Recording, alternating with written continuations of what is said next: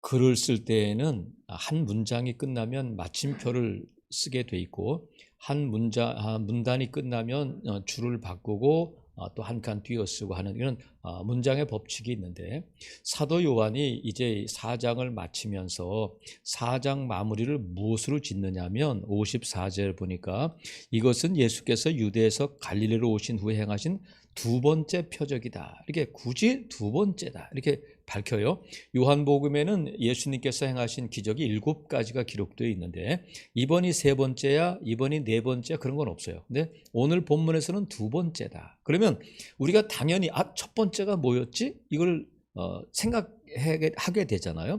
예수님께서 이 가나에서 첫 번째 행한 표적이 뭐냐면 우리가 잘 알고 있는 것은 가나 혼인잔치에서 물로 포도주를 만드신 것이 첫 번째 기적이셨는데, 이 두 번째 기적은 지금 왕의 신하의 아들을 병을 고쳐주셨다. 그래서 2장부터 4장까지는 우리가 한 묶음으로 이렇게 봐라, 그런 말씀인데, 2장과 3장 사이에 4장 사이에 3장에서는 니고데모, 4장에서는 우리가 며칠 동안 살펴본 것처럼 수가성 여인이 예수님 물 달라고 하신 예수님과의 대화를 통해서 예수님을 믿게 되고 동네에 달려가서 동네 사람들에게 와보세요, 내가 내 과거를 다 말해주는 그 메시아를 만났어요 해서 사마리아 사람들이 예수님께 나와서 우리와 함께 좀 머물러 주세요 해서 예수님께서 며칠을 그곳에 계셨느냐면 이틀을 거기서 머물러 계셨는데 43절에 보니까 이틀이 지났다. 그래서 이틀이 지난 다음에 예수님이 이제 갈릴리로 가셨는데 왜 이틀일까? 이것에 대해서 또 우리가 뭐 굳이 이렇게 복잡하게 생각할 필요는 없습니다만, 위에 보니까 40절에 보면 사마리아인들이 예수께 와서 자기들과 함께 유하시기를 청하니 거기서 이틀을 유하심에 했는데 또 43절에 이틀이 지났다 하고, 사도 요한은 이틀이라는 단어를 두 번이나 사용해요. 그것은 지금 이 예수님께서 이틀이라는 것이 어떤 특별한 의미가 있다기보다는 이틀이 뭘까? 이 이틀의 의미를 두는 것이 아니라 예수님께서 그 사마리아 사람들이 예수님의 말씀을 듣고 예수님을 믿기에 충분한 기간이었다는 거예요. 이틀 동안 예수님의 말씀을 듣고는 부족함이 없이 예수님의 말씀을 듣고 예수님을 온전히 믿게 되었다 해서 이틀이 지나서 갈릴리로 가셨는데, 갈릴리로 가셨을 때에 누가 찾아왔느냐면 유대로부터 갈릴리로 오셨다는 것을 듣고서 한 사람이 왔는데, 그 사람이 누구냐면 46절에 보니까 예수께서 다시 갈릴리 가나에 이르시니 전에 물로 포도주를 만드신 곳이라 왕의 신하가 있어, 이렇게 되어 있어요. 왕의 신하가 있어 그의 아들이 가버나움에서 병들었는데 어떤 병이냐면 거의 죽게 되었다. 49절에도 보면 내 아이가 죽기 전에 내려오셔서, 이렇게 또 47절에도 보면 그가 거의 죽게 되었다. 그러니까 아주 위급한, 지금으로 말하면 이제 중환자실에 있는 정도로 아주 위급한 아들에게 죽게 되었는데 예수님께 와서 부탁을 해요. 예수님, 우리 집에 오셔서 좀 우리 아들을 고쳐주세요. 그랬더니 예수님께서 뭐라고 말씀하시냐면 48절에 보니까 예수께서 이르시되 너희는 표적과 기사를 보지 못하면 도무지 믿지 아니하리라, 이렇게 말씀하셔요. 그러면 너희가 누구냐면, 자 보세요. 44절에 보니까 친히 증언하시기를 선지자가 고향에서는 높임을 받지 못한다 하셨는데, 바로 다음 구절인 45절에 보면 갈릴리, 예수님의 고향이잖아요. 갈릴리에 이르심에 갈릴리인들이 그를 영접했다는 거예요. 그러면 44절에 고향에서는 높임을 받지 못한다는 말씀과 갈릴리에 오셨는데 갈릴리인들이 그를 영접했다, 환영했다, 이건 무슨 말씀인가? 근데 갈릴리인들이 예수님을 영접한 이유가 뭐냐면 그 뒤에 나오잖아요.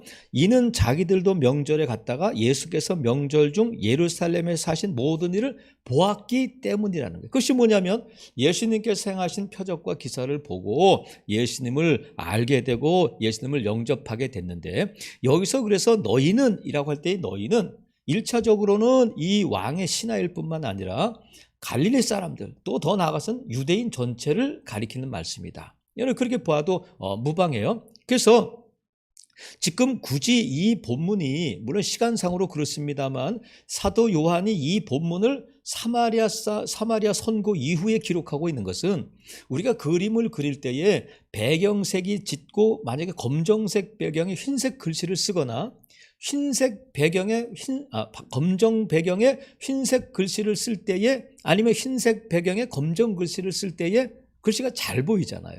지금 사마리아가 배경인데 지금 그 가운데 사마리아 사람들은 어떻게 예수님을 믿게 되었냐면 이방인처럼 취급하고 개 취급당하는 그들이 예수님의 표적을 보고 병 낫는 것을 보고 예수님을 믿은 것이 아니라 예수님께서 하시는 말씀을 듣고 그들이 예수님을 믿었단 말이죠. 동네가 다. 그래서 사마리아 선교가 그게 성공적이었는데 오히려 유대인들은 뭐를 보고 예수님을 믿으려고 하냐면 표적과 기사를 보고 믿으려고 하니까 예수님께서 지금 그 말씀을 하시는 거예요. 사마리아와 이방인 취급하고 그들이 유대인들이 개 취급하는 그들은 표적을 보고 예수님을 믿은 것이 아닌데 지금 이 왕의 신하는 예수님께 올 때에 어떤 믿음을 가지고 왔느냐면 예수님의 병을 고칠 수 있는 기적을 베푸시는 분이시고 그가 예수님께 바라는 것은 뭐냐면 기적적으로 어떤 표적을 통해서 이 신하의 자기 아들을 고쳐주시기를 원해서 그 믿음으로 주님께 나왔는데 예수님께서 말씀하시는 게 너희는 표적과 기사를 보지 못하면 도무지 믿지 않는구나. 그래서 이 왕의 신하를 책망하시기 위함이라기보다는 지금 이 왕의 신하의 믿음을 더 고양시키시고 더 믿음을 견고하게 하고 믿음을 키우시기 위해서 지금 이 말씀을 하시는 것이다. 오늘 본문의 내용을 보면 그렇단 말이죠. 예수님께서 수로보니게 여인이 예수님께 와서 우리 딸이 흉악하게 귀신 들렸는데 고쳐주세요 할 때 거절하시잖아요. 나는 이스라엘 집에 잃어버린 양 외에는 보냄을 받지 않았다. 식탁에 있는 것을 개에게 주지 않는다. 그렇게 말씀하시는 것은 이 수로보니게 여인을 모욕 주기 위해서가 아니라 그 여인의 믿음을 더 키우시기 위함이었단 말이죠. 오늘 본문에서도 예수님께서 이 왕의 신하에 대해서 너희는 도저히 표적과 기사를 보지 못하면 믿지 않는구나. 이 말씀은 이제 믿음이 표적과 기사를 보고 표적과 기사를 의지하던 믿음에서 더 나은 본질적이고 더 견고한 믿음으로 나아가야 할 것을 지금 말씀하고 계시단 말이죠. 그것이 뭐 어떤 믿음이냐면 신하는 지금 이 왕의 신하는 자기 아들이 죽을 병에 걸렸을 때에 예수님이 자기 집에 와서 무언가를 해주시고 아이를 만지시거나 또 아이를 붙들고 기도하시거나 자기 집에 오셔야만 기적이 나타날 줄 알았어요. 그러니까 예수님은 병자를 고치시지만 시간적으로 공간적으로 제약을 받는 분으로 알고 있는 거기까지가 이 왕의 신하의 믿음이었는데 예수님께서 그에게 말씀하셔요. 50절에 보니까 예수께서 이르시되 가라 이렇게 말씀하셔요. 내 아들이 살아있다 이렇게 말씀하셨다는 거예요. 근데 그 사람이 가라니까 가. 지금 아들이 죽을 병에 걸려가지고 지금 아버지의 마음으로 막 안타까운 마음으로 예수님께 와서 우리 집에 좀 와주세요. 우리 아들 좀 고쳐주세요. 그럴 때에 점잖겠어요. 왕의 신하면 상당히 고위급인데 예수님은 목수의 아들이고 자기는 왕의 신하인데 어떤 모습이겠어요. 거기 와서 잘난 척하고 자기 위세 떨치고 그런 건 아닐 거 아니에요. 낮아진 마음으로 한 번만 우리 집에 와주세요.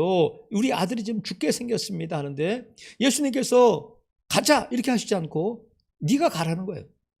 근데 여러분 이 왕의 신하가 가란다고.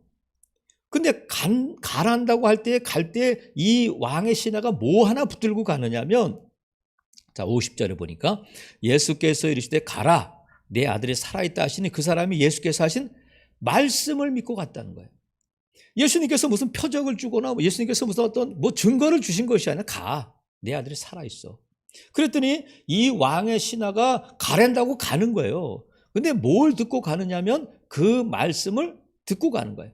표적을 구하며 예수님의 기적을 행하시는 분이 우리 집에 오시면 나을 줄 알았는데 이 신하의 믿음이 어디까지 자라냐면 주님이 말씀하셨으니까 그 말씀을 믿는 믿음일 뿐만 아니라 가란다고 가는 그 말씀에 순종하는 믿음으로까지 자라가게 된단 말이죠. 이 왕의 신하가 예수님께 나올 때에 우리 주님이 가라면 내가 가야지. 우리 주님이 말씀하시면 될 거야. 이런 믿음으로 온 것이 아니라 우리 주님이 예수님께서 우리 집에 오셔서 뭔가를 하시면 우리 아들이 살아날 것이다. 그 믿음 가지고 왔는데 예수님 만나서 잠깐 대화하고 나서 믿음이 어디까지 자라냐면 말씀을 믿고 그 말씀대로 순종하는 때까지 그 믿음이 자라간단 말이죠. 그래서 가다가 보니까 사람들 신하가 이제 51절 내려가는 길에서 그 종들이, 그 신하의 종들이 오는 거예요. 소식을 갖고 오는데 무슨 소식이냐면 주인님 아니면 뭐 장모님 뭐든지 지금 아들이 살아났어요. 이 기쁜 소식을 듣고 이 신하가 그래 가보자 하면서 달려가는 것이 아니라 물어봐. 신하들에게 뭘 물어보냐면 52절 그 낳기 시작한 때를 물어봤다는 거야. 근데 언제부터 그랬어? 그러니까 이 왕의 신하는 아들이 낳은 것보다도 야 너무 감사 잘됐다 어떻게 먹을 건 먹었냐 뭐 이렇게 하지 않고 시간을 물어보는 거야. 언제 일어났어? 여러분 보세요. 지금 그때 시간이 있어요. 뭐 시계가 있어요. 뭐 핸드폰이 있어요. 없잖아요. 근데 그 왕의 신하들이 분명히 시간을 뭐라고 말하냐? 7시에 열기가 떨어졌어요. 열병을 앓고 있었는데 열기가 떨어졌다는 게 그것은 뭐냐면 이 아들이 죽게 생겼으니까 그 왕의 신하의 그 종들이 아마 그 자리에 임종을 지키든지 아니면 지켜보고 있었으니까 그걸 아는 거잖아요. 만약에 아들 혼자 있었으면 언제 열이 떨어졌는지 그걸 어떻게 알겠어요. 근데 신하들이 하는 말이 그 종들이 하는 말이 어제 7시에 열기가 떨어졌어요. 그랬더니 가만히 자기가 지금까지 좀 예수님께 갔다가 예수님의 말씀을 듣고 돌아가는 시간을 따져보니까 예수님께서 가라 내 아들이 살아있다 한 그때라는 거야. 그러니까 이 신하가 지금 왕의 신하가 자기 아들이 병 났다는 것보다도 더 놀라운 일이 뭐냐면 예수님이 말씀하시니까 그 말씀하신 때에 그대로 그 아들의 열병이 낫고 병 고침을 받았다는 것을 알게 되고 영광을 누구에게 돌리는 거예요? 우리 주님께 돌린단 말이죠. 그러면 왕의 신하가 우리가 보통 그러잖아요. 어떻게 된 거야? 뭘 먹였길래 그래? 너희들이 어떻게 뭐 얼음찜질을 한 거야?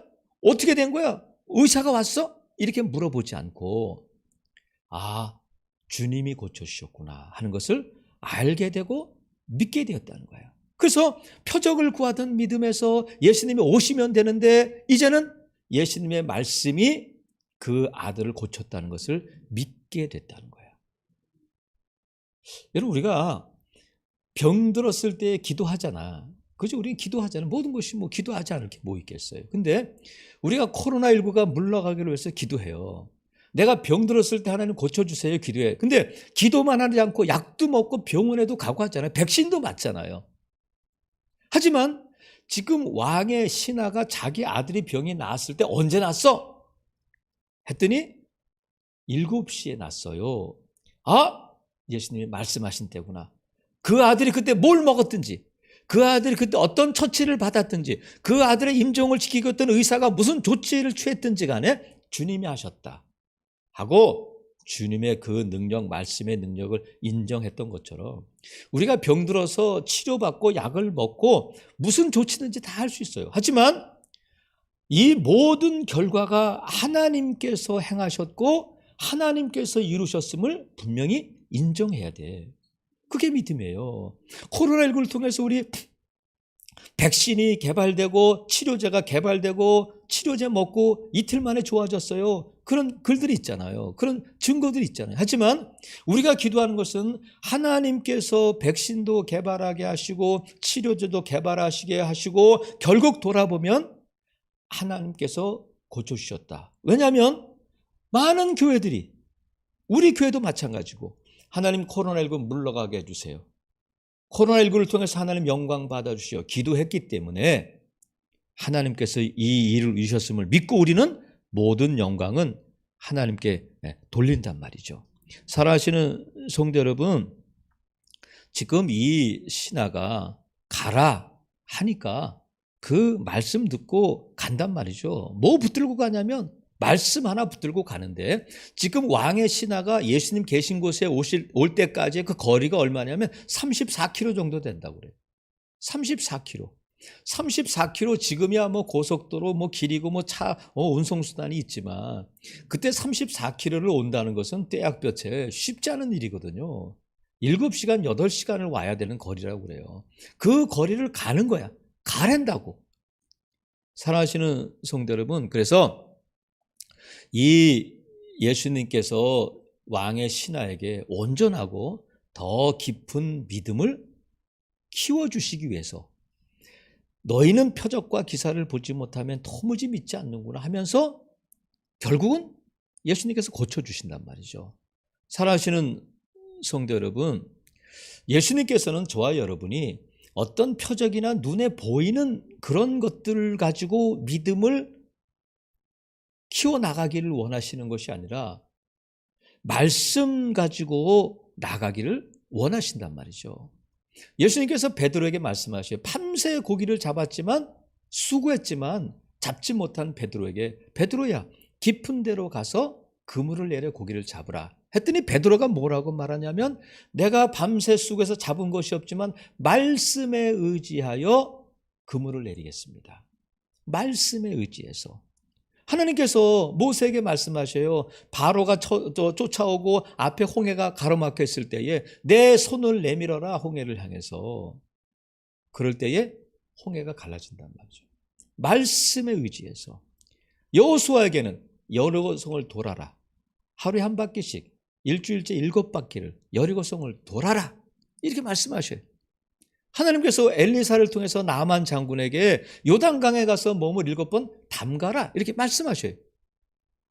근데 어떤 일이 벌어지냐면 그 말씀을 환경이 어떠하든지 내가 생각할 때는 불가능한 것 같고 말도 안 되는 것 같은 말씀이지만 이해되지 않는 말씀이지만 말씀에 의지해서 그물을 내리니까 2배 가득 고기가 잡혔을 뿐만 아니라 홍해를 향해서 손을 내미니까 홍해가 갈라지고 여리고성을 도니까 여리고성이 무너지고 요단강에 몸을 담그니까 나병이 깨끗하게 나음 받는단 말이죠. 그래서 여러분 주님께서 말씀으로 하시는데 말씀을 듣고 그물을 내리고 말씀을 듣고 홍해를 향해서 손을 내밀고 말씀 믿고 여리고성을 돌고 말씀 믿고 요단강에 몸을 담글 때에 놀라운 일이 일어나게 된단 말이죠. 오늘 본문에 이 왕의 신하가 예수님 말씀 믿고 갈 때에 무슨 일이 일어나게 되느냐면 왕의 아들이 낳았을 뿐만 아니라 53절 그의 아버지가 예수께서 내 아들이 살아있다 말씀하신 그때인 줄 알고 자기와 그 온 집안이 다 믿었다는 거예요. 아들 하나 살아나는 것으로 끝나는 것이 아니라 살아난 것보다 더 큰 놀라운 일이 있게 되는데 그 온 집안이 믿었다. 그럼 뭘 믿었겠어요? 예수 그리스도를 믿었는데 예수 그리스도를 믿었다는 것이 뭐냐면 이 아버지가 남편이 예수님의 말씀을 믿은 것처럼 예수님을 믿었다고 하는 것은 그 말씀을 믿었다는 거예요.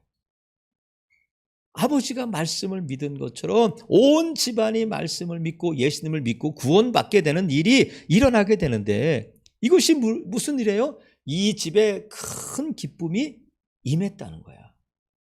병자가 나은 것도 기쁨이지만 온 집안이 예수 그리스도를 믿고 구원받은 것에 대한 그 감격은 뭐로 표현할 수 있겠어요? 그러니까 예수님께서 이 집안에 말씀을 믿고 순종할 때 어떤 기쁨을 주셨냐면 아주 아들이 병 고침을 받고 온 집안이 구원을 받는 큰 기쁨을 허락해 주셨단 말이죠. 우리가 2022년도에 사마리아 성에 큰 기쁨이 있더라. 사도행전 8장 8절 말씀을 의지하고 하나님의 큰 기쁨을 누리기를 원하면서 2022년도를 시작했는데 사마리아 성의 말씀이 선포되고 말씀이 이루어지는 것을 통해서 큰 기쁨이 있었던 것처럼 오늘 이 왕의 신하의 가정에도 말씀을 믿고 갔더니 예수님께서 가라 하신 말씀만 믿고 갔더니 말씀대로 그때에 아들의 병이 낫고 온 집안이 말씀이 이루어지는 것을 통해서 구원받고 큰 기쁨이 임하게 됐단 말이죠. 사랑하시는 성도 여러분, 우리의 믿음은 뭐냐면 늘 말씀이 먼저야 된다. 기적보다 말씀이 먼저야 된다. 그래서 기적으로 시작한 기적을 경험하고 믿는 믿음은 강한 믿음이 아니에요. 약한 믿음이에요. 떡을 5,000명이 예수님께서 오병의 기적을 통해서 떡을 먹었는데 떡을 먹고 배부른 사람들은 늘 떡을 구해. 하지만 떡을 주신 예수님을 믿는 사람들은 예수님이 생명의 떡이라는 것을 알고 영생을 얻게 된단 말이죠. 그래서 저와 여러분이 말씀을 믿는 자들로 이 자리에 있는 줄로 믿어요. 말씀을 믿는다는 것은 말씀대로 행하는 것, 말씀대로 순종하는 것을 의미해요. 같은 말이에요. 그러니까 오늘 이 본문에 있는 것처럼 가라, 내 아들이 살아있다 하시니 그 사람이 예수께서 하신 말씀을 믿고 가는 거예요. 주님, 저를 가라고 하면 어떻게, 우리 아들이 죽게 생겼는데 제발 좀 같이 가주세요 하지 않고 가는 거예요. 이 믿음을 하나님이 기뻐하신단 말이죠. 하나님께서 저와 여러분에게 기도하라 하시니까 기도하는 거예요. 감사하라 하니까 감사한단 말이죠. 용서하라 하시니까 용서하는 거예요. 미워하지 말라 하니까 미움을 내려놓게 된단 말이죠. 회개하라 하시니까 회개하는 거예요. 말씀대로. 내 감정대로 안 되고 내 경험, 내 지식이 아닌 말씀이 우리에게 명령하시니까 말씀대로 했을 때의 결과는 말씀이 책임지시는 거예요. 내 마음대로, 내 경험대로, 내 감정대로가 아니라 말씀 의지하고 말씀에 순종했더니 오늘 본문에 그 아들이 병 고침을 받고 그 온 가족이 예수님을 믿게 됐던 것처럼 저와 여러분이 내 생각과 내 경험과 내 형편과 처지를 볼 때는 불가능하고 상식적으로 이해가 되지 않을 때도 말씀 붙들고 내려놓으라 하면 내려놓으시고 붙잡아라 하면 붙잡을 때에 말씀이 역사할 줄로 믿습니다. 그래서 늘 기적보다 말씀이 먼저여야 돼. 그래서 말씀에는 한계가 없어요. 어디에 한계가 있느냐면 우리 믿음에는 한계가 있지만 말씀에는 한계가 없다. 말씀에는 불가능이 없다. 말씀에는 말씀 속에 기적이 있다. 믿으시면 아멘. 그래서 여러분, 우리가 말씀을 믿을 때에 온전히 이 말씀을 어린아이처럼 믿을 수 있기를 바랍니다. 막 내가 판단하고 내 생각으로 재단하고 내 생각으로 편집하고 하지 말고 1.1획도 더하거나 빼지 말고 그냥 이 말씀대로 아멘 할 때에 이 말씀이 저와 여러분의 삶 가운데서 역사할 줄로 믿습니다. 어느 사람이 밤중에 산속을 걷다가 길을 잃고 헤매다가 낭떠러지 떨어졌어요. 낭떠러지에서 떨어지다가 간신히 나뭇가지를 붙들고 매달렸는데 그가 예수님을 믿는 사람이었다고 그래요. 할 수 있는 일이 뭐 있겠어요? 살려주세요, 살려주세요. 그 밤중에 산속에 아무도 없으니까 하나님께 기도했다고 그래요. 하나님, 나를 좀 살려주세요. 누구 좀 보내주셔서 나를 좀 구해주세요. 막 밤새 그랬는데 하나님께서 말씀해 주셨대요. 내 손을 놔라. 내 손을 놔라. 하나님 여기서 너무 이제 떨어져 죽는데 어떻게 해요? 내 손을 놔야 산다. 근데 점점점 손에 힘이 빠지고 도저히 이제 말씀에 의지해서가 아니라 힘이 빠져서 어쩔 수 없이 손을 놔, 이제 죽었다가 그 손을 놨는데 털퍼덕 떨어졌대. 나중에 보니까 바닥에서 30cm 정도 떨어진 곳에 매달려 있더라는 거예요, 자기가. 근데 하나님께서 손을 놔라. 놓으면 떨어져 죽는데 어떻게 해요? 근데 30cm밖에 안 떨어져 있더라는 거야. 여러분, 하나님께서 저와 여러분을 낭떠러지 떨어져 죽게 하려고 놓으라 그렇게 말씀하지는 않을 거 아니에요. 물론 예화이긴 합니다만 내가 생각할 때는 놓으면 죽을 것 같지만 하나님이 놓으라고 하시니까 네 하고 놓을 때에 건짐 받게 된다.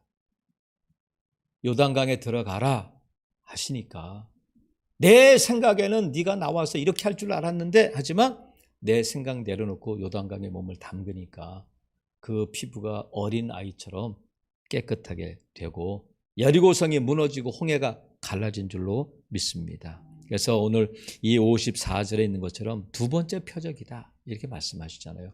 아까 말씀드린 것 첫 번째 표적은 가나 혼인잔치에서 물로 포도주를 만드셨어요. 잔치집을 더 축제가 되도록 잔치가 계속되도록 하셨는데 지금 오늘 이 병 치유함을 통해서 그 가정에 큰 기쁨이 있게 하셨잖아요. 근데 이 일을 누가 하셨느냐면 보세요. 54절 이것은 예수께서 하셨다는 거예요. 예수께서 다른 사람이 아니라 예수께서 하셨다는 것은 뭐냐면 예수님이 누구신가를 더 분명하게 사도 요한을 통해서 가르쳐 주시고 말씀하시기 위해서 이 본문을 기록했다는 거예요. 예수께서 하셨다. 예수께서. 근데 예수께서 하셨다는 것은 뭐냐면 지금 예수님께서 그러면 오늘 우리가 이 본문을 통해서 어떤 예수님을 믿게 되고 어떤 말씀을 믿게 되느냐면 예수님께서 부활하셨어요. 승천하셨어요.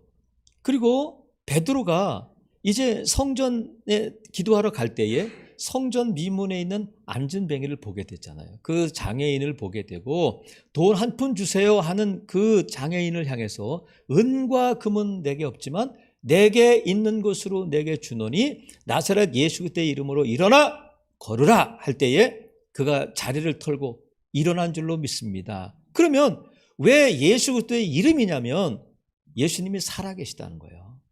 예수님은 부활하셔서 살아계시고 예수님이 살아계시다는 것은 무슨 뜻이냐면 말씀이 살아있다는 거예요.